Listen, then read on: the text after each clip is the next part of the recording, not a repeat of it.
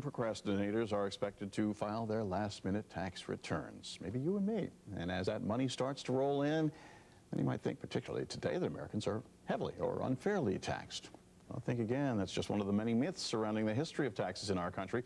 Sheldon Pollack joins us today to debunk that and a whole lot more. This new book is called The Failure of the U.S. Tax Policy. It's a pleasure to have you here, Sheldon. Welcome. Good to be here. Thanks. Perfect timing for all of this. Now, the U.S. Tax policy goes back before the tax situation when we're throwing tea into the sea up there in Boston, doesn't it? Yeah, it does. But the present income tax goes back to 1913, and it's been a pretty consistent system, certainly since World War II.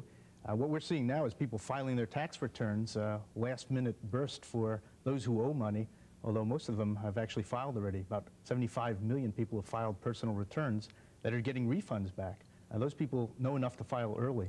There's an incentive there. Yeah, there's a big incentive, although those people really ought to talk to their accountant, because if you're paying money and getting money back, it means you're really giving the government a tax-free loan, an interest-free loan, and you really should adjust your withholding during the year rather than get money back in a refund. Everybody would rather do it that way, though. They'd rather do it. It's like a windfall. They think it helps them save, but in fact, most people, we see a big burst of spending starting in April and May when people get those refund checks back. The myth is that they really don't, in fact, save that money. They spend it. All right, the tax policy is really very much a political policy as much as anything else in this country, very much, certainly. Yeah. And each party likes to look at us as overtaxed peoples. Are we overtaxed peoples? Well, we're being told right now that there's a figure going on in Washington that we're at the highest level of tax since World War II. Something like 20.5% of the gross domestic product is going to the income tax. That's a little bit misleading. It's a myth that we're overtaxed at the highest rate now. It really depends who you are. For people in the middle class, and certainly people at the lower income scales, the tax rates are actually as low as they've been since World War II. It's really only the wealthy that in the last 15 years have had their tax burden increased. So it really depends on where you are in the income scale.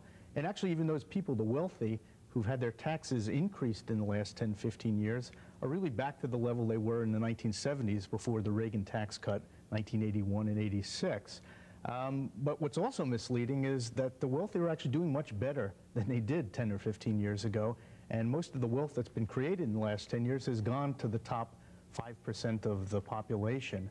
So you get a curious dichotomy here. The wealthy, the top 1% of taxpayers, are actually contributing about 33% of the income that comes in under the income tax, which in 1998 was $1 trillion was raised under the income tax. That's the first time we've ever crossed the 1 trillion mark.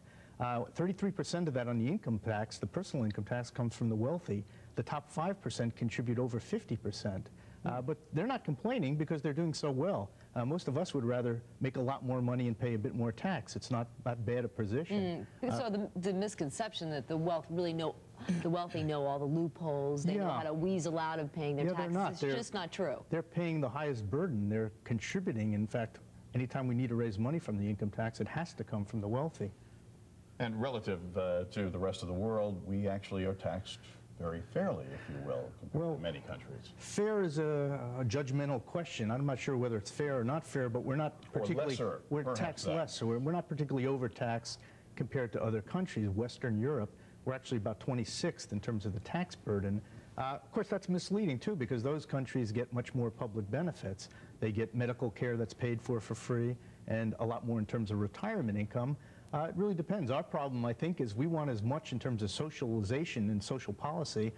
We want free medical care and everything that they get in Scandinavia, but we don't want to pay the taxes. We don't want to pay more than 50 or 60% of your income to the income tax. What about corporations? There is an idea that American corporations and international corporations doing business in the United States have worked out ways to really avoid paying the amount of tax they should be paying. Well, that's partly true. There are a lot of corporate schemes, and some of them have been in the newspapers and the business sections lately, some pretty bad tax shelters for corporations.